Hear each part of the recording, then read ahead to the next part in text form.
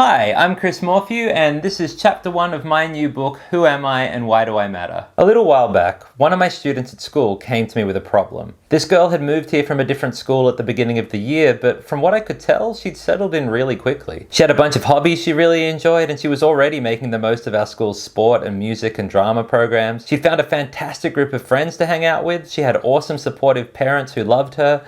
She was fun and enthusiastic and outgoing. On the outside, it seemed like everything was going great for her. On the inside, it was a different story. When I asked her what was wrong, it took her a minute to find the words. "I don't know," she said.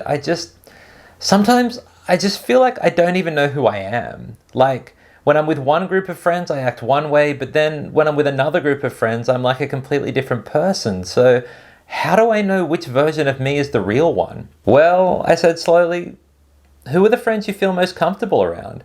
Where do you most feel like you don't have to act a certain way, like you can just relax and be yourself?" She listed off the names of a handful of friends and then said, "Yeah, I know I can be myself in front of them," but she trailed off and stared out the window. After a long moment, she said, "But what if it's all acting? How do I know who the real me even is?" Sooner or later, I think we all run into questions like this because, unfortunately, figuring out who you really are turns out to be way more complicated than it sounds. Do you ever look at those people you know who seem to be so effortlessly confident and popular and easygoing?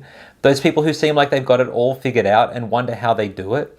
How do they know just the right thing to say and the right way to act in every situation? Or maybe you are one of those people who seem to have it all figured out, and so you know the truth, that it's not as easy as it seems. You might look confident on the outside, but on the inside, you just feel anxious and exhausted because it turns out that looking effortless takes a whole lot of effort. You have a feeling that if people knew the truth about your life, they might not be so jealous after all. Or do you ever feel weighed down by other people's expectations for your life? Does it feel like you can never slow down, like you're constantly working and working to measure up to the standards that other people have set for you? Do you struggle with the nagging feeling that even if you do keep working, it still won't be enough? That no matter how hard you try, you might never measure up? Or is it kind of the opposite? Does it feel like no one expects you to ever measure up to anything? Like they all just think you're a bit annoying and useless? Do you wonder whether it even makes any difference whether you're here or not? Or maybe it's not other people's expectations that are stressing you out. Maybe it's your own impossible standards.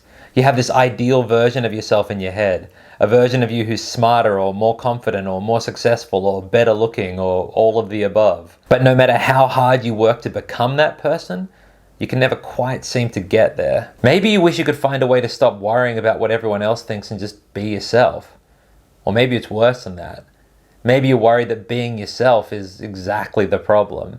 That if people got one clear look at the real you, they'd run the other way. And look, I know all this might seem like a pretty depressing way to start a book, but the truth is, this stuff is hard, right? We're dropped into this world as helpless little babies, and right from day one, the world is full of voices telling us who we are and who we should be. First, there's our parents and grandparents and other close family. Then as we get older, there are our teachers, our friends, our definitely not friends, our coaches, our extended family, and on and on and on. And that's without even mentioning the endless fire hose of voices that can come blasting out of our social media feeds. Some of those voices are really helpful to pay attention to, others not so much. But whether we notice it or not, they all have some kind of impact on how we see ourselves.